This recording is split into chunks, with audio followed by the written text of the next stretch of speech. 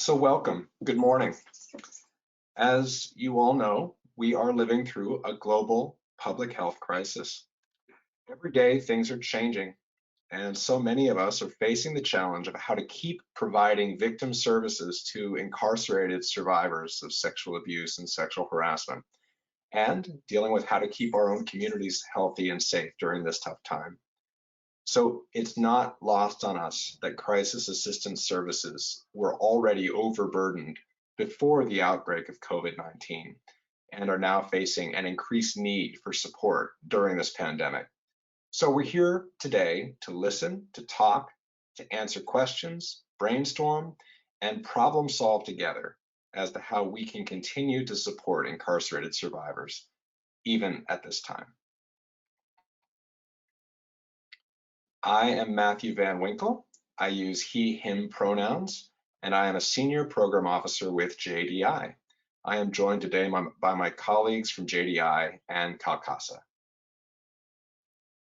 Good morning and good afternoon to those on the East Coast. My name is Chris Mady. I use they, them pronouns, and I'm a senior program officer with Detention International. Good morning and good afternoon. I'm Marcela Rojas Salas. I am a program coordinator for CALCASA and I use she, her pronouns. And Cynthia Totten, a deputy executive director of Detention International, is also present on this call, and she will step in to answer questions which may be outside of our expertise. Welcome, Cynthia. Thanks, Matthew, and hi, everyone. I lead JDI's technical assistance provision efforts for victim advocates, coalitions, and corrections officials around the country on victim services for incarcerated sexual assault survivors through funding from the Office on Violence Against Women. Recently, we have heard from a number of programs around the country about their concerns on how to maintain meaningful service provision for incarcerated survivors during this unprecedented time. And that's a big part of why it felt important to have this conversation today.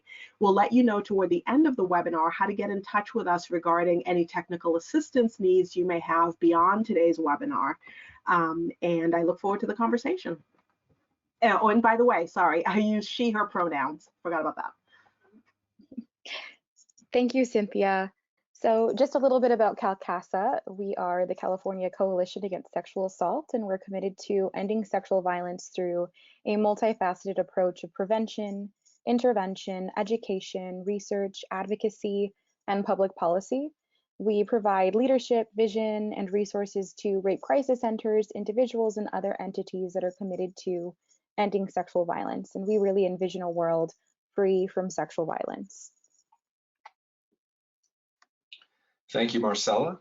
Detention International, or JDI for short, is a health and human rights organization that seeks to end sexual abuse in all forms of detention.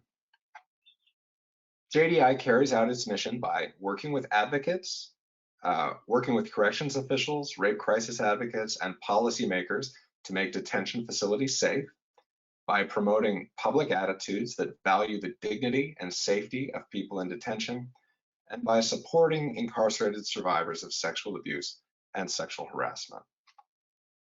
It's JDI's belief that when the government takes away someone's freedom, it takes on an absolute responsibility to protect that person's safety. No matter what the crime someone may have committed, rape is not part of the penalty. This conversation today is also made possible by a grant awarded by the Office on Violence Against Women, U.S. Department of Justice. The opinions, findings, conclusions, and recommendations expressed today are those of the presenters and do not necessarily reflect the views of the U.S. Department of Justice. Today is also partially supported by the California Advancing PREA project, funded by the California Governor's Office of Emergency Services, which allows Detention International and the California Coalition Against Sexual Assault to partner in offering support and guidance to California rape crisis centers on the provision of victim services to incarcerated survivors of sexual abuse and sexual harassment, as required by the PREA standards.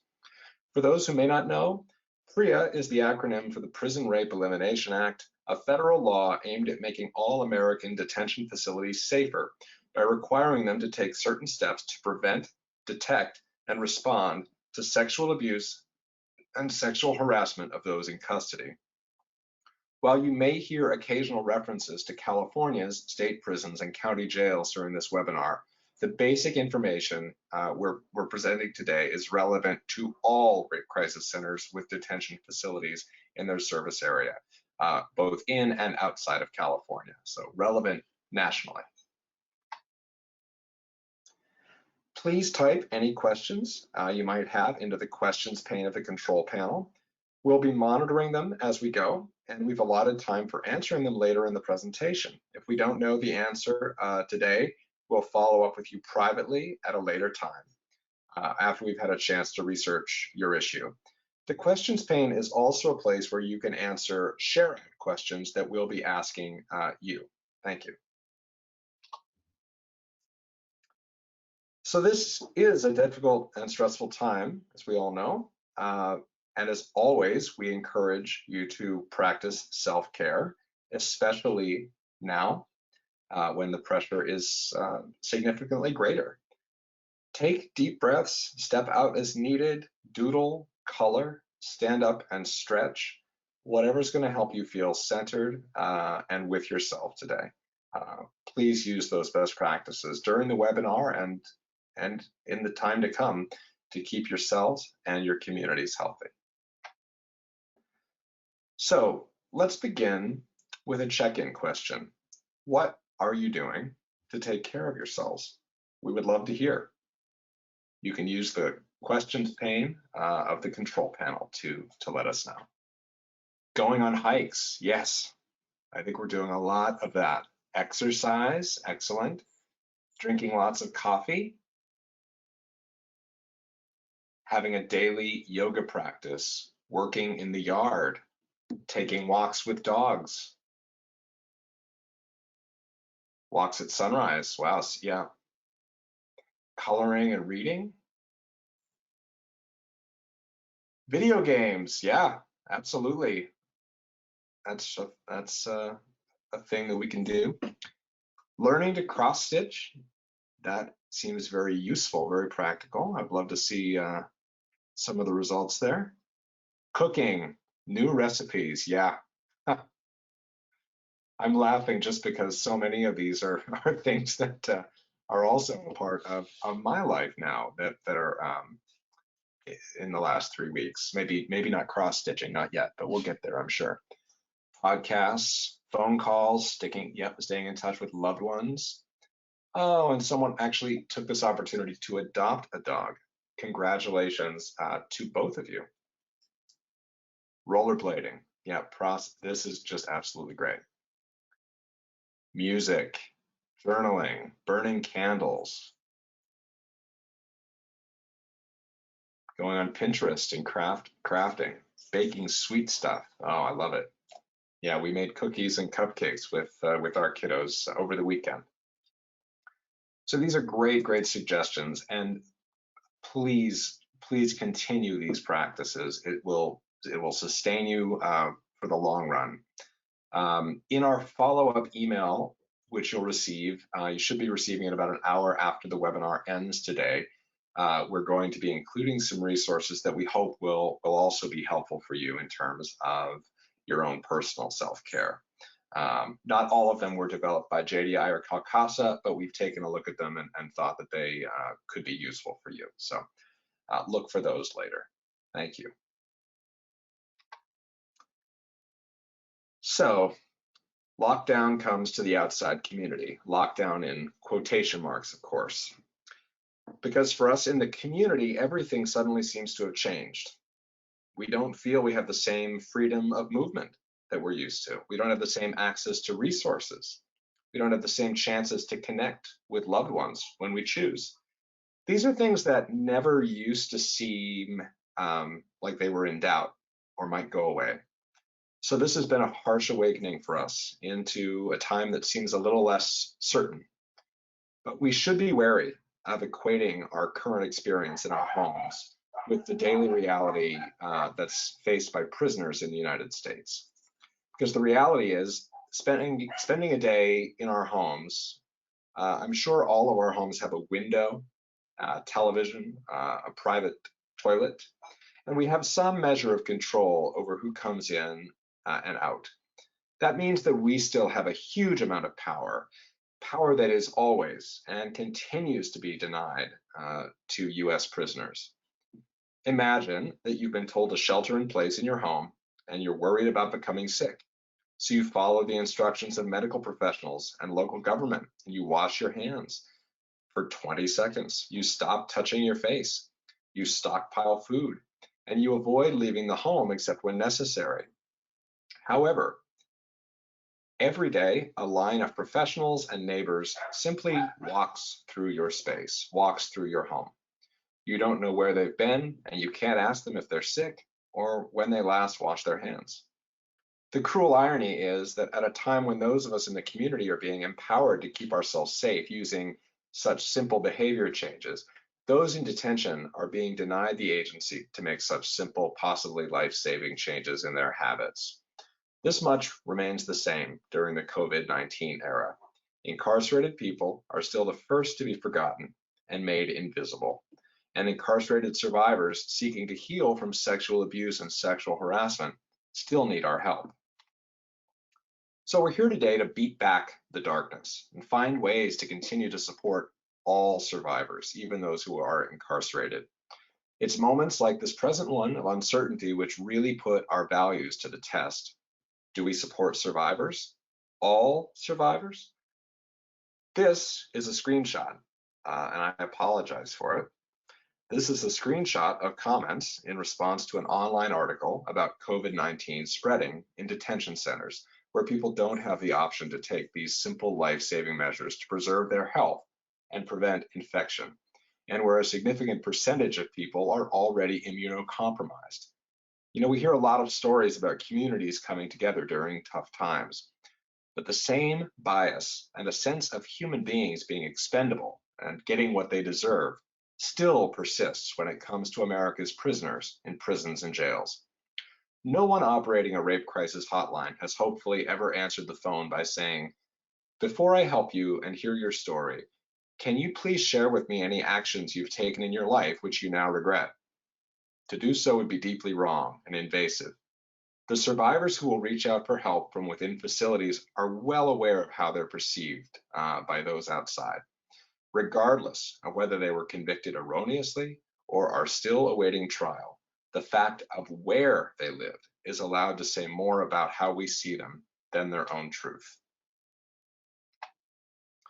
We like to keep the stories of survivors as a central part of any training or presentation we make.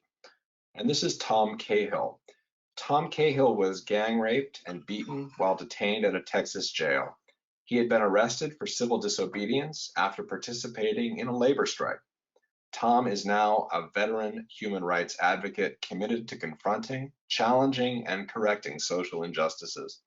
He served as a JDI board member, including as board president from 1998 to 2006, and is a member of JDI's Survivor Council. His tireless efforts to bring attention to this issue culminated in the passage of the Prison Rape Elimination Act, PREA, the first federal civil law to address prisoner rape. As Tom puts it, following the brutal assault he suffered, "At first I felt shame and humiliation. Later I realized that it was not my shame, it was my country's shame." I think the quote about the shame being the country's shame is very apropos during this time, when not only the sexual safety, but the very survival of some prisoners is being left to chance by the government at all levels. So our hopes for today's call are fairly simple in the face of all that we don't yet know about how this situation will evolve. We want to center the experience of incarcerated survivors and make sure that they're not forgotten in the larger ongoing conversation about ending sexual abuse. We want to discuss ways to keep services to incarcerated survivors of sexual abuse and sexual harassment flowing during the pandemic. And we want to hear what we're all doing to maintain meaningful access to services for incarcerated survivors. So this is not meant as an extensive presentation, but we will have lots of time for discussion and your questions. As always, when we work in detention, the question of access is huge. Access to Rape Crisis Center emotional support services is, of course, mandated by PREA, But access looks different from system to system, and some institutions are now effectively on lockdown during this health crisis. So it's important to remember that certain methods of communication available in certain systems may no longer be available. For example, video conferencing, access to emails with a tablet. And that survivors facing quarantine may face additional restrictions now around access to even the basic services of letter writing and making hotline phone calls. A tightening of restrictions in an environment already as restricted as a detention facility illustrates the extent to which prisoners are made more invisible in a worldwide crisis. Their ability to make themselves and their needs known to those who would help them in the outside community, like all of you, is even less certain. And with those thoughts, I'll hand over to Marcella. Thank you, Matthew. So I'm sure that many of us are being inundated with information related to COVID-19 that may or may not be specific to incarcerated folks. I myself have seen prison reform organizations advocate to have the most vulnerable, meaning elders and immunocompromised folks and folks arrested for nonviolent and low-level crimes, to be released from facilities. And many have been successful in doing so. In fact, the Los Angeles County Jail near JDI's main office has released more than 600 folks. And in some cities like Philadelphia, they have temporarily halted arrests for minor crimes in order to avoid sending so many people into jails and really hastening the spread of the virus. But there are still many people living behind bars. So how do we stay informed about the ways in which correctional facilities and staff are preparing to prevent and to respond to the spread of the coronavirus? So I would suggest checking out your state and local websites if you haven't already. And the screenshot that you see here comes from the California Department of Corrections and Rehabilitation website. If you didn't already know, they now have an FAQ section for COVID-19, as well as a page that provides updates on COVID-19 preparedness. This page includes their protocol for testing incarcerated folks, how to manage and care for individuals with positive results, their protocol for quarantining incarcerated folks, and a lot more. So before emailing or calling your contacts at your facility, you might want to take a look at this site or a site like it to see if your question has already been answered there, and then go ahead and follow up if you have any questions. But as a quick side note and reminder for self-care, during a time when we're constantly being provided with updates, you may want to designate a certain time of the day to read up on those updates. I know it's really difficult for me to do that, but it may be tiresome to read updates as they come in throughout the day. Our nervous systems are responding to this information at every hour of the day, so it's really important that we're monitoring how we're feeling in response to these updates and really take breaks as needed. I really can't emphasize that enough. So just as it's important to stay informed on how CDCR facilities are responding to and attempting to prevent the spread of COVID-19, we really want to center the impact COVID-19 has on incarcerated survivors. We're interested in hearing how new protocol as a result of COVID-19 has impacted survivors living behind bars that you all are working with and trying to support. So if you've noticed a pattern in changes at your facilities, please feel free to share with us in the chat box. I see some folks have questions about this already. So go ahead and let us know, what is it that survivors have been sharing with you about the way COVID-19 has changed things at their facility? Go ahead and include those comments or questions in the questions pane. And I'll go ahead and read those off. So I'm seeing here, and I'm already noticing that you'll probably hear a crack in my voice if I'm, feeling really, really hurt by the things that I'm reading. So you'll just being honest here. So to add on to this, Mo is sharing that he or she has a client who is being told that they're unavailable for legal calls, but they're being told why, outside of an assurance that my client is healthy, safe, and not in trouble, I'm just making an assumption about him being in quarantine because we know that quarantines have been created in this particular prison. So I see some worries about folks being quarantined. Many of the prisoners that they work with don't want to touch the phones because they're afraid they are a major disease vector. Yes. One person shared they're not actually getting any updated information and that nothing has changed. One person has shared that they're not hearing anything from their clients in this entire month. Yep, as we know, no visitors are allowed in. They're only allowed telephone access. It's a challenge to even be able to call the hotline if needed. Yeah, this has been one of our worries in seeing that folks are having challenges in being able to access the hotline. Yep, sounds like there's a lot of decrease in calls from folks. Yep, folks don't know how to contact their clients. Okay, yeah, we're seeing because there's less staff that it's been more difficult to make legal calls. Yep, so it looks like 0 PREA calls from one person since March 12th, and this person's in Western New York. Yep, looks like some folks aren't even able to get out of their rooms or their cells a lot except to talk 2 times on the phone. Lots of increasing isolation. Looks like chaplains are going to each separate building to hold services to avoid larger groups. So we're seeing a little bit of problem solving here. So I have a question. How do I view the chat pod? I can only see the questions box. So there should be at the very bottom, right below handouts, so there should be chat. And so that's where we'll see any comments on the chat. But I don't believe anybody's on the chat right now. We're only on questions. And I haven't seen any comments on the chat. Okay, so we're seeing that there are correctional officers that are making jokes about COVID-19, and some of them are wearing masks, which doesn't help the morale of the prisoners, but they aren't wearing gloves. Okay, so we're seeing some inconsistency in how they're taking care of themselves and who is allowed access to masks. Yeah, so again, visits and services have ended and many staff are also quarantined. Okay, so we see legal mail can be emailed in now, but it will not be confidentially. Yeah, that's not good.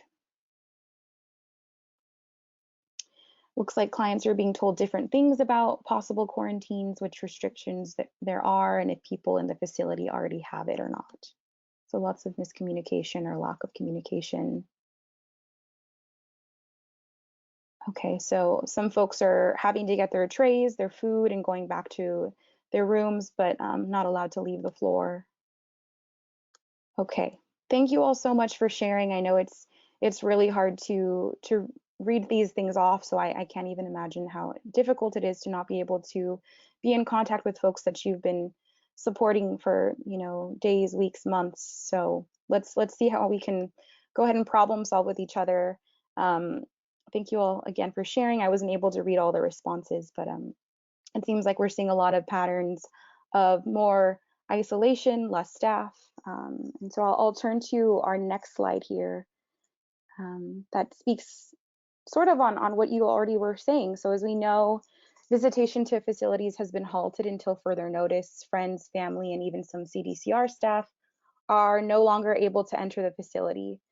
In fact, mental health staff have been asked to stay at home as well. We know that staff have been sick, so they're being asked to stay at home as well. And being that incarcerated folks live in overcrowded facilities with a lack of access to medical and mental health care, they are some of the most vulnerable people to contract the virus. As you can see in the photo on this slide, this is a minimum security dormitory at the California Institution for Men, and it is quite full. Many of the people in the photo suffer from chronic health conditions like asthma, hepatitis, and liver disease, and 45 of them are 60 or older. And so again, this makes them even more susceptible and vulnerable to contracting COVID-19. We know that social distancing is not possible in correctional facilities, and things like hand sanitizer are considered contraband for them. And so we have seen that there's been confirmed cases of COVID-19 among incarcerated folks and staff at jails and prisons around the country. For example, as of early April, the Federal Bureau of Prisons reported about 60 cases among prisoners in its facilities around the country and 35 of its staff. And as of this morning, a total of 27 staff and 7 incarcerated folks in California state prisons have tested positive for COVID-19. Of course, those are only confirmed cases. The numbers are likely substantially higher. There have also been a number of deaths in detention settings, including in immigration facilities from the virus. So really, it's important that we as service providers stay at home as much as it is difficult that we're not able to connect in person. But really, that doesn't mean that our services will stop. In fact, it means that we should be more aware of how a lack of visitation and a lack of CDCR personnel will have an effect on folks living in correctional facilities during the pandemic. And a lack of staff at the facility may mean that staff may be less responsive to your communications via email and phone. Projects or items you had been discussing may be put on hold. We really don't want to give up on those projects, but as we move forward, I think as we're really seeing these comments on how folks are being affected, are all hands on deck in terms of COVID-19 and really advocating to be able to access our clients. We really want to be able to remind them that we're here to serve incarcerated survivors via phone and mail. We also know that staff may be less responsive to harassment and violence occurring at the facility because there will be less staff and multiple competing priorities, unfortunately. And if this is the case, this will have an overwhelming effect on survivors, especially survivors of ongoing abuse. So at a time like this, it's even more important for incarcerated survivors to feel connected to the outside community.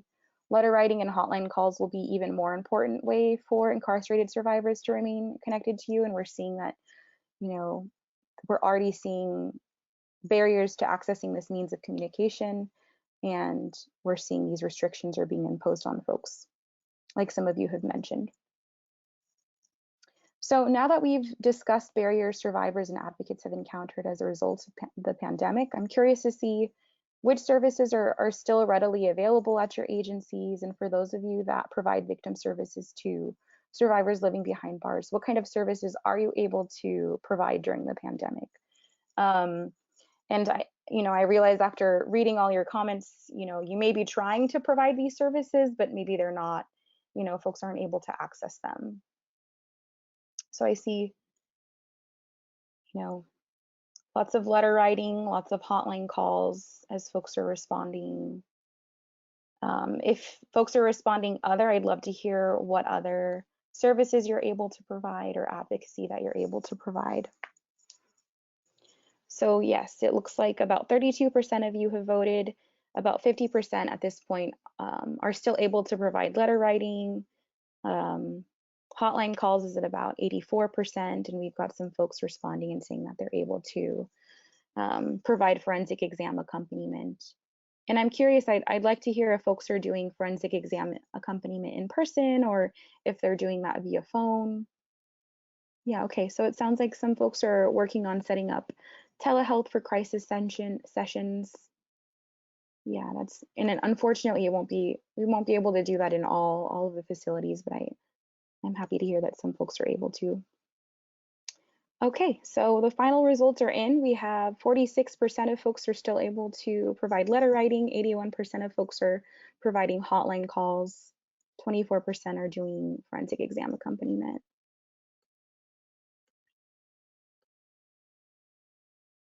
Yep, so it sounds like folks are mostly doing phone and video accompaniments when they're going to forensic exams. All right, thank you all so much for sharing. We'll continue to talk about services in our later slides and how we can really start to adjust them. So in the last 2 weeks, rape crisis centers have had to rapidly transition to providing remote services to their clients. As people who rely upon in-person connection to provide services and support, I know that there has been many challenges in this transition. That could include anything from creating structure for yourself at home while caring for your children, to working with your leadership team to develop policy around how to read and respond to and send out letters when you're not working from the office. So in the chat box, please share ways that working remotely has affected your ability to provide services to incarcerated survivors, and any ways that you've been able to navigate those challenges. So it looks like, and thank you, Mo, for responding to this question. There's been gaps in time between letters that are mailed out to our office. We have staggering staffing in the office, so PREA letters can't be responded to as quickly as they get mailed to the office. Yeah, so in later slides, Chris is going to go ahead and talk about some ways that we can respond to letters and also let our clients know whether or not we'll be responding quickly, or if they should be expecting to receive much more slow responses, just so that they're aware of what's going on in the outside world. I think that, as you mentioned, a lot of our clients, folks that are incarcerated, are receiving mixed messages, or maybe they're not receiving any messages at all. So we may be really their only lifeline to information about COVID-19 and the outside community in general.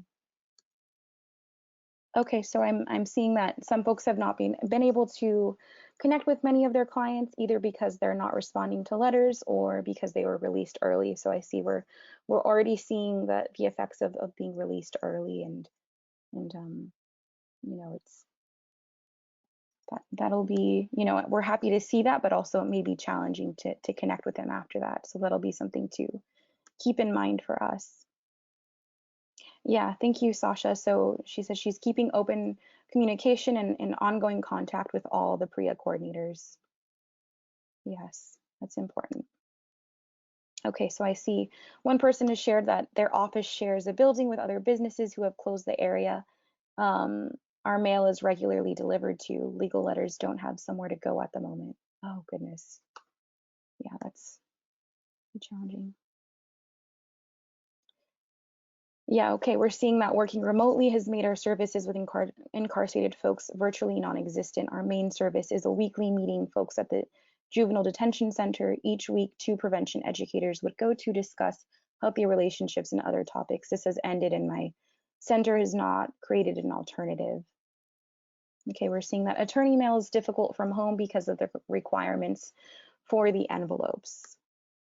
Yeah, so it sounds like folks that are providing groups in person, they've had to stop them entirely. So folks are working towards providing video conferencing with groups. That's awesome. That's great to hear that you've been able to provide that via video conference. Okay, it sounds like some folks have had to transfer hotline calls to cell phones, and folks are coming in and sending out letters once a week. Awesome, great to see that folks have that in place already. Yep, so small things like if you're a small agency and you don't have company laptops or phones, so folks are having some technical issues a lot. Yeah, if we don't have laptops and we're only able to use desktops, can't take those home sometimes.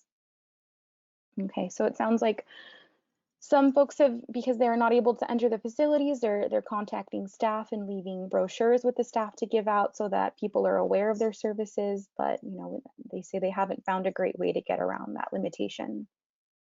Thank you so much for all your responses. I'm trying to skim through all of them and select quite a few. So I see there's a lot of challenges here, and we'll continue to speak about problem solving, and any questions we're not able to answer, we'll go ahead and do more research and figure out how we can support you. So again, thank you all for sharing the ways that you've had to really quickly shift your work to increase the use of technology and really manage multiple competing priorities and respond to and serve survivors during a time of crisis. I hope that, if anything, we feel less isolated in our work, knowing that we are each doing our best to support incarcerated survivors from our respective communities and homes. And I also really want to acknowledge how incredibly challenging it is to continue working at a time when we're all experiencing really a global and collective trauma.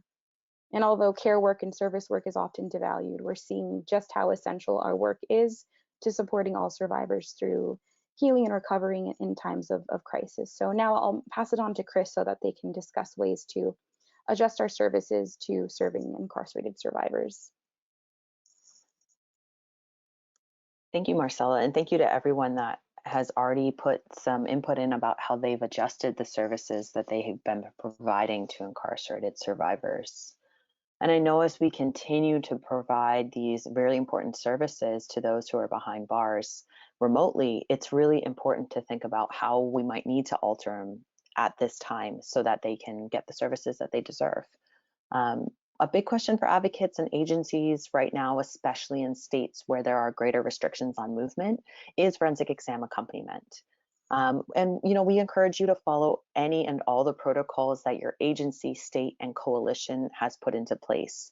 Our main message is for you all to provide consistent care for those who are incarcerated and for people who are in the community. And then also for you to communicate about that care with your facility so they know what you're going to be doing. If your agency is still providing accompaniment for community survivors at the hospital or at a forensic exam site, please continue to do so for incarcerated survivors as well. But as we know, most agencies are not having advocates respond to forensic exams at this time in person. Some of these agencies are having the forensic nurse complete a release of information with the survivor so that the advocate can contact the survivor after the exam. If this is what your agency is doing, make sure that the release of information includes letters as a form of follow-up, as you will not be able to make an outgoing call to a survivor who is within a facility. Other centers are using the phone or other ways of being at an exam virtually. Whatever your agency is doing, be sure to communicate that with your correctional facilities in your area so that they can be prepared in case they have a client who needs an exam. This is a time of crisis. A lot of facilities are kind of scrambling to figure out what they're doing around this. And so if you can kind of prove to them that, look, you have a policy in place, you know what you're going to be doing while everything is going on, our hope is that they'd be more likely to follow through on their end as well and bring clients when they actually need to get the exam. So really, really important to be communicating with your facility about what your policies and protocols are going to look like during this time surrounding forensic exams. Responding to letters in this time is going to be more important than ever. Not only are stress levels incredibly high for people, but letters might be the only means that a survivor has to contact anyone for support. And again, you know, we have the basics on how to provide solid emotional support via letter, and it might be a good time to go back to those basics and remember how to really support people. Again, the goal is to provide ongoing contact and to provide the same support, validation, and coping skills that you would as if you were seeing that client in person or talking to them on the phone. You might want to offer support specifically around dealing with stress, given everything that's going on. You might have the opportunity to send things like worksheets on coping and healing that you can work through with a client via letter. If you need a refresher on letter writing, we encourage you to take a look at a previous webinar developed by the California Advancing PREA team that has been recorded and saved on CALCASA's website. You will receive a link to this page in the follow-up email after this webinar. You'll also want to make sure that as you're writing your clients, that you let them know that if there's going to be any additional delays in the response time for the letters at this time. So you want to make sure you're including that in any outgoing letters that you're sending to your clients. With advocates working remotely during this COVID crisis, it's going to be important to come up with a plan about how you're going to both screen and respond to letters from survivors behind bars. So what we've seen some centers do where the advocates are working remotely is have one person go into the office sometimes once a week to check the mail. That person is then scanning letters or even just taking a photo of the letter and emailing that to the PREA advocate. The PREA advocate is then typing up a response to the letter and sending that back to the person who's going into the office, who will then print and send the letter with instructions from the PREA advocate on how to address the envelope. So just as a reminder to our advocates here in California, when you're sending letters to clients who are housed within CDCR facilities, be sure to include that label that indicates the evidence code that allows for confidentiality of letters. So you can see those labels in the handout section of this webinar. For centers that have something like a client management system, this may be possible to sort of streamline a process around your letter screening and sending process. But again, it's going to be really important to come up with a protocol for your agency on how you're going to be doing letters. Are there advocates on the call right now that feel like they've really developed a solid process for responding to letters and making sure you're doing that in a timely manner while you're working remotely. If you have, we'd love for you to write your responses in the questions pane of the chat box so I can share them with the group. And it looks like we got a question here. If the confidentiality labels are applicable outside for a California county jail. So the confidentiality labels that we've included in this webinar are really only specific to CDCR facilities. They would only apply to a California county jail if you have an MOU with that county jail that indicates that specific evidence code. We encourage all the folks on the call to make sure that in any MOU that you have with your facility that it indicates some sort of confidentiality for letters and a way that they can sort of state that it's confidential on the outside of envelopes. So you'd have to include that in an MOU. Let's see. Looks like one of our participants is saying that they receive letters and respond in no more than 2 days. That's really fantastic that you're still able to do that while working remotely. Looks like there's still some issues getting confidential access to mail. That's definitely been an issue. This might be a time to kind of try to push for that, as that is one of the main ways that survivors will have contact with RCCs at this point. Great. Another person is having one person go into the office every week. A lot of agencies are even doing like a mail hold for the rest of the week. And then the one day the advocate's going to be there, kind of releasing that mail hold once a week. That might be an option. So you're getting all your mail at the same time. Looks like other folks are having HR go into the office and notifying the advocates. Great. One of the challenges around we've seen is printing things. That's a really great question. So with that, if you're having one person go into the office, having that person do the printing, and that way the burden isn't on the advocates working from home. I know myself, I don't own a printer. I'm sure a lot of other folks don't have a printer, and ink is quite expensive. So trying to make sure that that's being done by the person who's going into the office can be really helpful.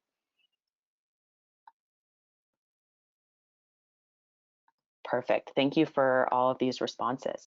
And as we sort of talked about earlier, it sounds like there's a lot of disruption in hotline services. But for those who have felt like there isn't disruption that's happening, hotline services are going to be incredibly important at this time. But this is where working with your facility is going to be very important to ensure that there's continued access to your line. So you're going to want to make sure any contact information about your hotline is still posted and that the phones are still working. You'll want to check in about access to the phone during any sort of lockdown, as many facilities are entering a lockdown status due to the COVID crisis. And you'll also want to see what kind of access to phones someone on quarantine might have. So these are kind of things that you want to make sure you're communicating with your facility, that you're contacting your facility PREA compliance manager about what they're doing and what access folks might have. It's also a really important time to remind all the advocates who answer the hotline around best practices when working with someone who's incarcerated, as you may see an increase in calls for those who have access to the line. We encourage you to use our recorded webinar on answering hotline calls, which can be found on CALCASA's website, as well as the facilitator's guide around how to support incarcerated survivors as a resource for this. Again, we'll be sending out both of these resources to you in our follow-up email. And finally, when you're actually talking to a survivor on the hotline, it's going to be really important to really focus on providing emotional support. And again, this is a time to offer some really solid coping skills around stress management. If you've been providing groups or one-on-one sessions to clients at a facility, due to the potential spread of COVID-19, these in-person sessions and groups are currently not happening. As advocates are no longer entering correctional facilities, most in-person services have temporarily been put on hold. Due to this, it's incredibly important that you're communicating with every single client that you are seeing, both for groups and in one-on-one sessions, about these changes, and that you're the one communicating it and not the facility. In the communication, you'll want to let that client know that you're unable to currently see them in person, that you'll let them know when this changes, and how they can access your services via phone and letter in the meantime, if that's a possibility with your agency. We know this is a stressful time for everyone, and you'll want to make sure that your clients still feel supported, even though you're not going to be able to see them in person. So we've drafted a template letter that we encourage you to edit and personalize that helps outline these points that you can send to your client. You can find this letter in the handout section of the webinar platform, and a link to a template for this letter will be sent out to the participants as well. So with this letter, it's important that you're editing it for each client, because you don't want your clients to feel like it's a generic template just saying you're not going to see them anymore.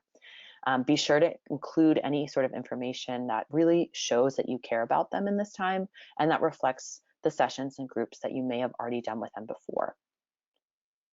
So for folks who are on the call who were providing in-person support inside of their facility, are there any additional steps that your agency is taking to communicate with clients, or on the flip side, that your agency is taking to help support the advocates that were once providing those in-person sessions at the facility? So if you have any thoughts or great things that your agency is doing, we'd love to see your responses in the questions panel. So I'm seeing one response here, sort of saying that, when you're not able to do a support group, is emotional support via the phone good enough?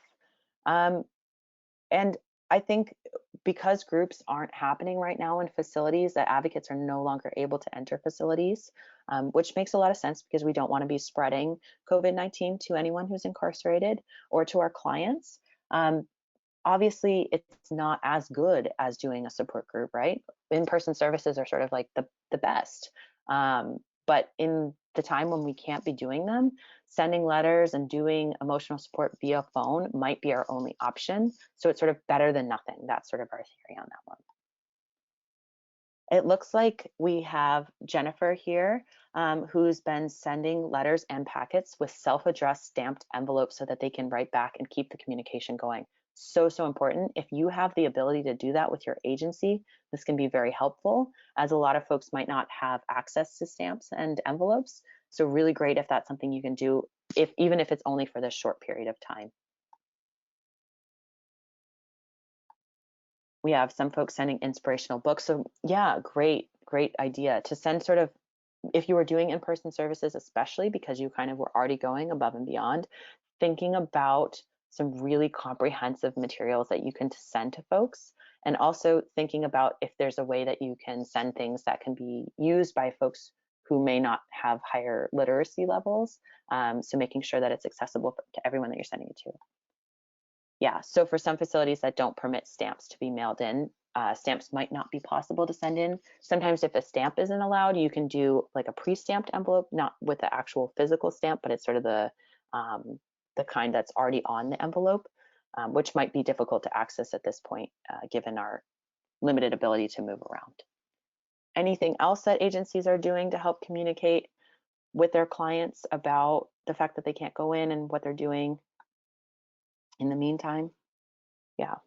So again, I think the main thing to think about is just, we want to make sure we're working with folks and that we're really trying to make sure that they feel supported, even though we're not able to be there in person. And I apologize, the template to the letter is not in the handout section right now, but it will be sent in that follow-up email. But it looks very similar to what was on the slide. So there's also some other services that rape crisis centers provide to incarcerated survivors that may need to be adjusted or augmented during this time. For centers that were providing advocacy on behalf of survivors, you may find that it's more difficult to get in touch with your contact at the facility right now.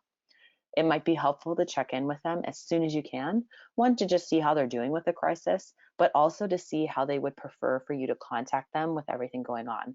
Maybe you previously talked to them on the phone, and email might be a better way of connecting with them. Just make sure that you have that connection so that you can still continue to provide advocacy on behalf of your survivors. For advocates that normally turn to an oversight agency to help with advocacy, it's important to note that most oversight agencies are also not able to enter facilities at this time. And so their services are slower and sometimes less robust right now than they normally are. And again, this might be something to communicate with your client about, as they may be reliant on that oversight agency. We have some agencies, I think on the call today, that have used video calls using the tablets or the JPay email systems that are available at some prisons and jails. If your agency was using either of these systems, they still may be very usable while doing remote work. But again, if you're doing video calls remotely, advocates will just need to be mindful about where in their homes they're taking the calls so that they can be respectful of the caller's confidentiality as well as maintain professionalism. For centers joining us today who have never used either of these systems, it may be tempting to try to get them up and running during this time, and that may work for you to do so, but we encourage you to keep a strong eye out for how you can keep video sessions and emails confidential. If either system is monitored or recorded, or if a staff person would have to stand by them while they make a call, that would not allow you to provide your services confidentially, and we would caution around this. While providing your services to incarcerated survivors remotely, you may have clients who contact you during this time who may be calling or writing about COVID-19. They may be asking about how things in the community are. They may be even asking about what they can do to keep themselves safe. Thinking about how you're going to respond to this before it comes up can be very helpful. And I know many of you know, but as advocates, we want to stay away from giving medical advice. And you always want to make sure your clients know that we're not medical professionals. You can also keep in mind that suggestions of things that we're doing in the community, like hand washing, using soap, social distancing, may just not be possible for someone behind bars. There are several resources that you can use to help keep your clients informed if they want to know about what's going on, including the World Health Organization, the CDC, your local public health department.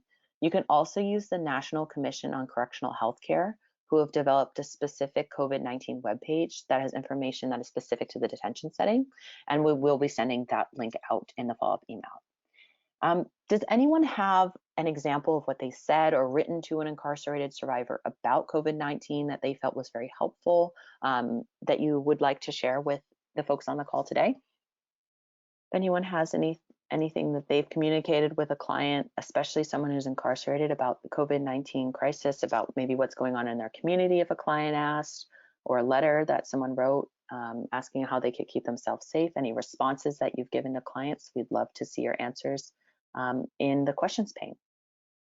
Okay, looks like some folks just haven't gotten any questions about it yet. That's just fine. We're finding that specifically on JDI's hotline, the topic of COVID-19 is consuming a lot of our calls, mostly because people are very scared and frustrated with how the facility is managing it. And so far, we've heard about transfers being canceled, concerns about inability to social distance, especially from cellmates, frustrations around programming being cut, correctional officers being on edge. These are just some of the fears and anxieties that folks are bringing up with us on our hotline. But it may not have come up for you all yet, and that's okay. But I would say it's good to think about how you would respond.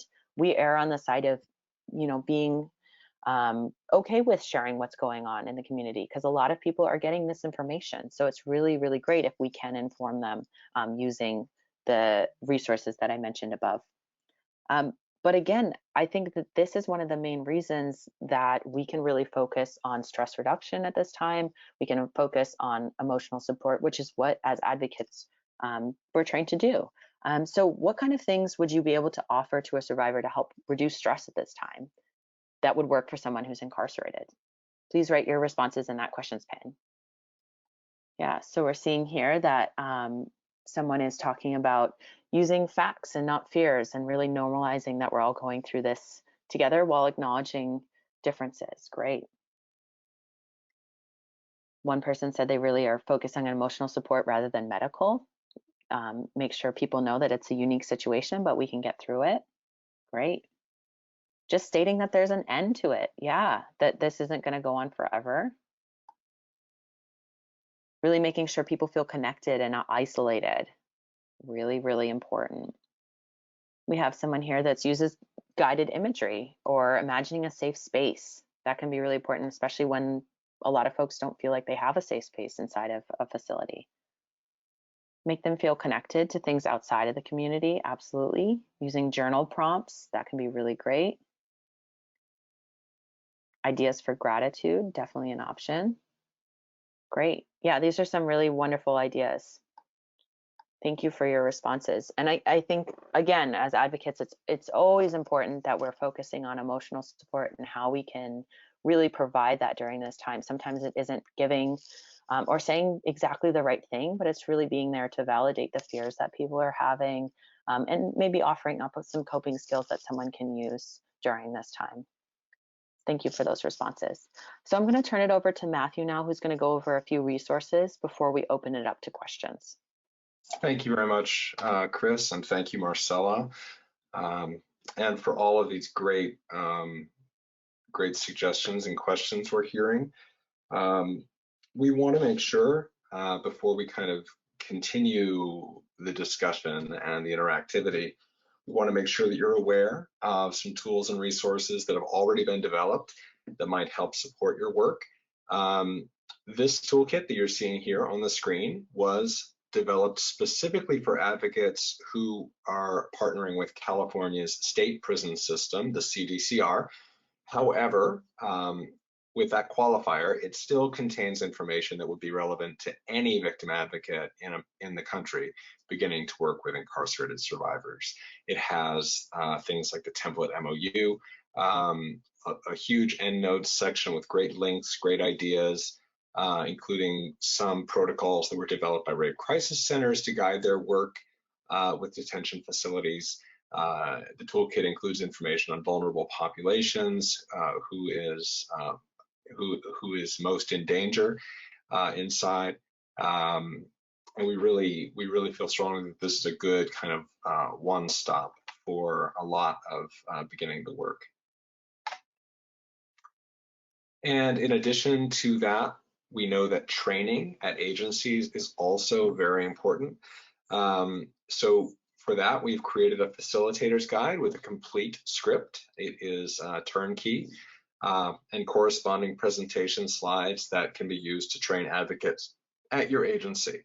Links for this facilitator's guide, the toolkit, the handouts that we've mentioned, the letter template, and a lot of other resources are going to be included in the follow-up email to this webinar.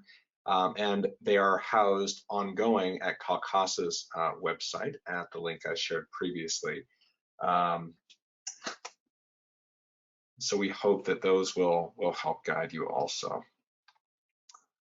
And there are answers to lots of questions at JDI and CALCASA's website, as well as the PREA Resource Center, which is a great place to kind of explore, dive in, and start familiarizing yourself even more with what the law lays out to help keep people safe, and what it requires facilities to do to prevent, detect, and respond to sexual abuse and sexual harassment in their facilities. It's a very powerful tool for advocates to have knowledge about the PREA standards. You can reach out to us at any time with specific questions about your work or to be connected to other agencies doing similar work. Again, we know this is a difficult time. We encourage you to reach out. Let us help shoulder some of the burden, the thinking, the problem solving for you. Let us know how we can support you. That is what we are here for. That is what we are passionate about doing. So never hesitate to reach out to us, please. And then I will hand over to Cynthia. Great, thank you, Matthew. So I should just clarify that this slide indicates the Advancing PREA contact info. Matthew and Chris and Marcella are part of the Advancing PREA project, which is focused on California. As I mentioned before, the work that I do and work that JDI is involved in nationally is kind of my focus. And so if you're not in California or really if you're anywhere, but particularly if you're not in California, feel free to reach out to the advocate@justdetention.org email address, and we'll be able to help you that way. So as I mentioned, JDI is providing training and technical assistance to advocates and coalitions and corrections officials around the country through our OVW-sponsored TA project. I also wanted to share, though, that we have a special opportunity right now through which advocacy programs who are partnering with corrections officials but could use some individualized help on a sort of longer term basis can apply together with the facilities to receive 18 months of intensive hands-on technical assistance. So if you're interested in learning more about that program or potentially sort of being in touch with me about it, go ahead and reach out on that advocate@justdetention.org email. Thanks, Matthew. Thank you, Cynthia. And now we do have more time allotted here for any questions that may still be in folks' minds, anything that they just want to share out, something that they really hope that, anything that we haven't touched on yet that you're hoping to come away from today's presentation with. Please go ahead and use that pane we've all been using so far to ask questions. And let's see what's coming up here. And just one of the questions that we had early on in this webinar when we first started was that someone mentioned that they were having issues with someone who may be in a quarantined unit, and that client was being told that they couldn't have any legal calls, and there was some concern about them being able to send legal mail.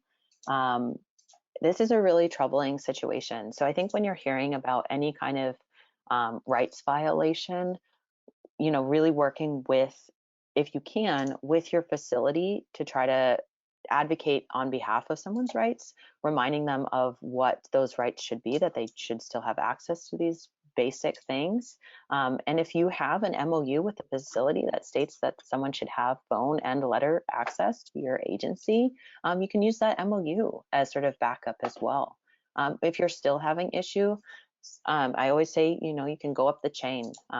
If it's not working at the facility level, try the state level. If it's not working at, and then trying some outside oversight agencies such as the ombudsperson for your state. Again, we know that this is a tricky time, and that rights are being limited kind of all over the place. And the most that we can do is try to keep pushing for specifically PREA rights to still stay in place. So that's a really, really important question. Let's see, we have another question that came in from Kimberly. She asked, is there a way to see if the people you're working with have been released? So to my knowledge, there isn't like a specific list of folks that are being released from these facilities. A lot of the times it's just checking the same kind of inmate search that you would normally on the jail website or on your state DOC website. And if your client isn't there, then that would be a pretty good indication that they've been released. Sometimes it will even say released on that, although I don't think it's stating about why someone's being released. So if it is COVID related, I don't know if that is there, but that would very much depend facility to facility. We've had several questions about if we are going to share our California MOU. So if you check out the toolkit that's going to be sent out through the email, that's going to be included in the follow-up email. It's in that toolkit, so you'll be able to access that. Dave brought up that in Massachusetts, there is a lot of issues with getting email that meets confidentiality needs.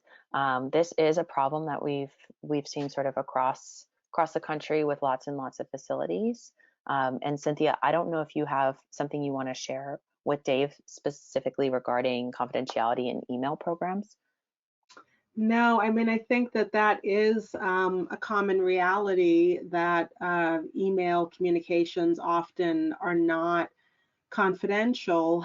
And then, under the PREA standards, it talks about confidential communication either via hotline or mail. And so I think it becomes one of those situations where you can remind your clients about the level of confidentiality or complete lack of confidentiality on a particular mode of communication. And then I think then it becomes a little bit about the survivor's agency, and kind of letting them make a decision and weigh those different possibilities. Hopefully, email is not the only way that they have to communicate.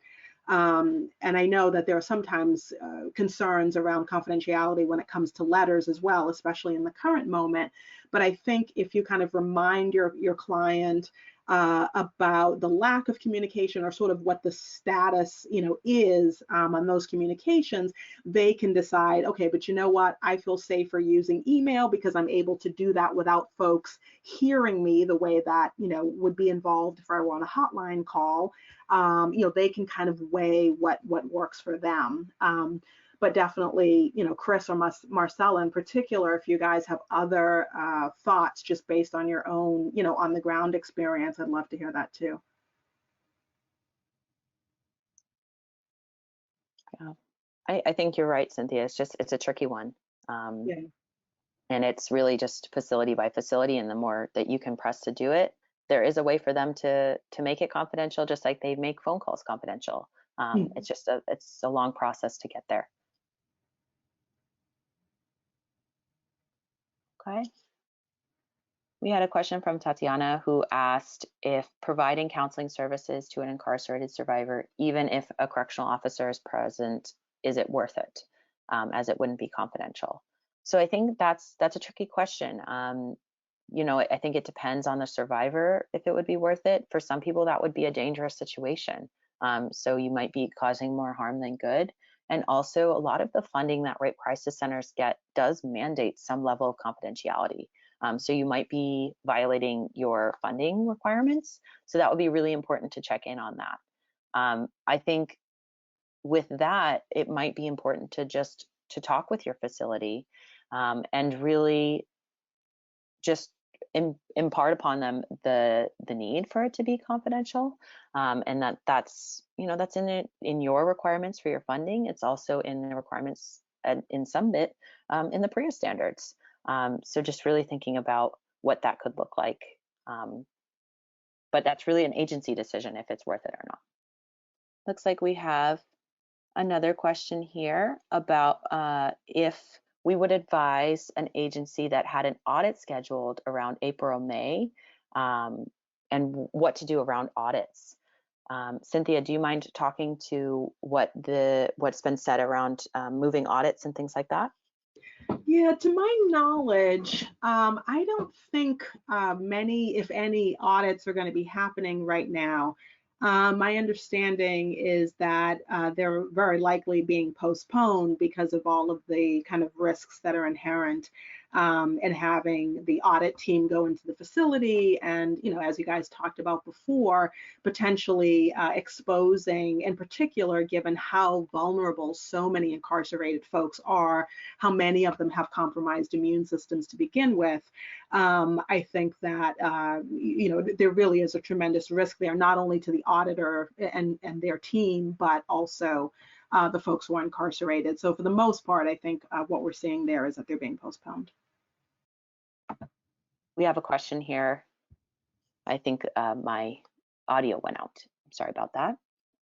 Looks like we have a question here about if folks are hearing that their partner facilities or correctional agencies feel like they're just not really doing PREA investigations right now. This person stated that they don't have any proof that this is going on, but that they feel like it might be falling through the cracks. So I'd actually love to hear if any agencies feel like this also might be going on, if this is sort of the sense that they're getting. If you want to write that in the questions pane here. And while we're waiting for those responses, to answer that question is, I could also see that happening. Of course, it shouldn't, but sometimes PREA gets pushed to the bottom of the barrel for agencies. And this might be an opportunity for you to connect with your facility and try to make sure that it's staying at the forefront of their importance. Yeah, definitely a scary thing. Looks like for one person, they're stating that the outside reporting option is currently not available in their state prisons. Yeah, that's definitely concerning. So I think thinking about these things, these are rights violations that we're seeing, lack of access to really important services. So it's important to take note of this, because what a facility is doing in crisis is indicative of maybe anytime they're having another crisis. So this might be a time to say like, okay, here's some things that we can try to focus on and fix for next time. This is how we can support you. This is how we can make sure survivors continue to get services, continue to have their investigations done correctly. Other questions that people are having about how to support survivors, how to make sure their services are still happening, concerns that they've been seeing. And while we're waiting, Chris, this is Cynthia again. I was just going to chime in a little bit about the issue that was raised around PREA investigations not happening, outside reporting options not being available. Those are things that I think it would be great to document them, essentially, to kind of make sure that you keep track of what you're seeing and what is required to be in place that isn't. You will be able to bring these things hopefully to the attention of an auditor when the particular facility is audited. I would also suggest that when you have your, for example, if you have regular check-in calls with your state sexual assault coalition, with other programs around your state, check in with your colleagues and see what's happening around the state, essentially, right? So if you are providing services at one state prison and, you know, folks that you're talking with there, survivors, are telling you, hey, the outside reporting mechanism is not available, I would be curious to know what's happening at the other facilities around the state. And again, that becomes more kind of information that you can take to the state PREA coordinator and to essentially, you know, make clear that this is not okay. You know, this is a somewhat unprecedented situation, COVID-19, but there are lots of situations that prisons and jails find themselves in, lockdowns, you know, riots, things that happen. And obviously, in some cases, it can be okay to put certain limitations in for a given period of time, but it cannot be that this just becomes an excuse to essentially stop investigating PREA reports. Like, that's not okay. Stop all kind of provision of services, stop access to outside reporting, and essentially create a situation where prisoners do not feel like they can report sexual abuse or other abuses that are happening to them, right? If they're not investigating PREA reports, what else isn't getting investigated? So I think, you know, really kind of keeping track of what you're hearing, checking in with others, you know, taking it up the chain of leadership, as Chris mentioned, and thinking about how you can call for some accountability. I know it can be a delicate dance because you don't want to, you know, you kind of want to maintain your access, et cetera. But at the same time, as Chris mentioned before, you know, when you're operating under an MOU, you can go back to that MOU and say, look, things are happening here that are out of step with the MOU or out of step with what you're required to do under PREA. And those are serious questions. And this situation with COVID-19, we don't know how long this is going to go on. It could be, you know, a period of months that facilities, especially corrections facilities, because kind of thinking about it, I'm not an epidemiologist or a public health person, but the fact that of how the disease is spreading, it's probably going to kind of really hit facilities and have a peak inside facilities at a later time, which means that the kind of length of time overall is going to be longer. And so this can't become like, okay, you know, for the next few months, this is just what we're doing because, you know, we've got this epidemic going on. So let's really kind of have our eyes open that way.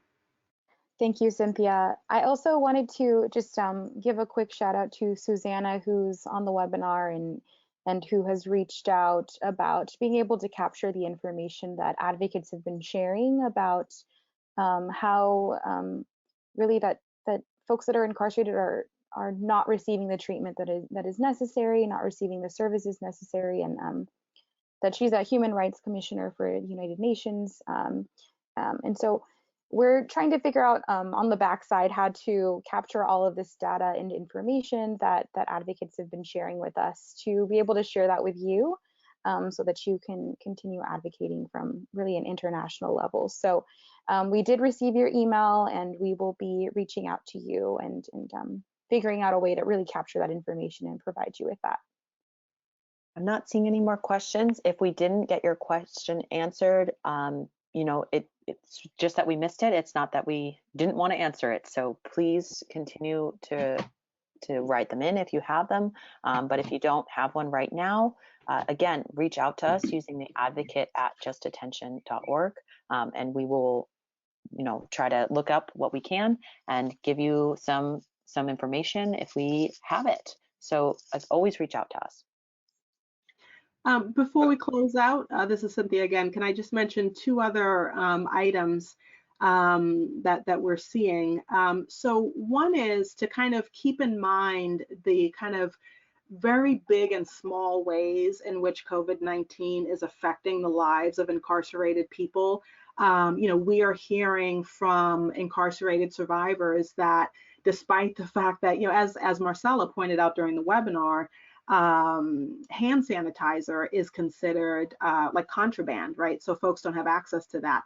But oftentimes even soap, you know, items that people need. In some cases, we hear about prisons that are making available more bleach and more of the sort of stronger items that people need to clean, to kind of keep their areas clean. But in some cases, we continue to hear that some of the basic items that you would think would just be, you know, not even a question, like adequate soap to wash your hands in a time where people are constantly being told, wash your hands all the time, and other kind of basic items for personal hygiene and sanitation are not necessarily available. So those may be other things that folks may bring to your attention that at first glance may feel like, well, that doesn't really have anything to do with sexual assault, but it's really important. And it may be something that you may feel like you're in a position to advocate on some level for, in sort of a larger, you know, sense, right? Not in the sense of one individual person, but just kind of knowing like, hey, this facility that I'm working with, these basic items that folks need to live day to day, and that obviously kind of not having enough soap, not having enough basic supplies is only going to really kind of ratchet up people's levels of stress and fear and panic around COVID-19. And these are folks who oftentimes as survivors are already dealing with very high levels of trauma. So I wanted to mention that. And the other thing I think to be aware of that you may start hearing in your communications with survivors, especially as the weeks ahead, you know, kind of come and go, are situations where COVID-19 ends up being kind of a either an excuse or being involved somehow in something that someone asks you to do around systems advocacy. So for example, if someone says, well, I was in quarantine because of my COVID-19, but they went ahead and had this hearing without me, this hearing about my classification or my request to transfer to a different facility. So those are important as well. Those may not be things that you feel like you can do a lot about, that, you know, you may feel like there are some systems advocacy things you can do, or contacting the PREA coordinator, talking to the investigator that you know, but definitely feel free to let us know if you hear about things like that. Obviously, without breaching any, you know, confidentiality, you don't have to tell us who it is or things like that, but more so just kind of being aware of those types of patterns and those types of things that often happen when you have, you know, this type of a crisis, essentially. We find that just as PREA itself, it seems like it is becoming a little bit less of a priority.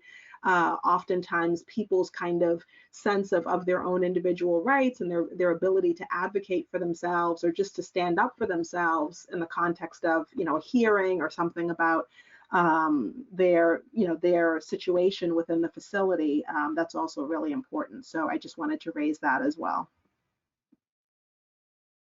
Thank you, Cynthia. Yeah, that's very good to keep in the forefront of our minds. When people's basic needs are being met, that can create a dynamic that opens people up to, you know, real harm.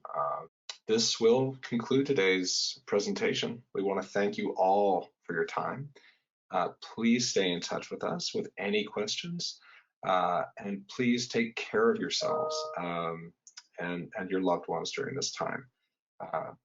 We gain our strength from hearing from you. So with that, thank you to all our presenters. Thank you, and have a good day.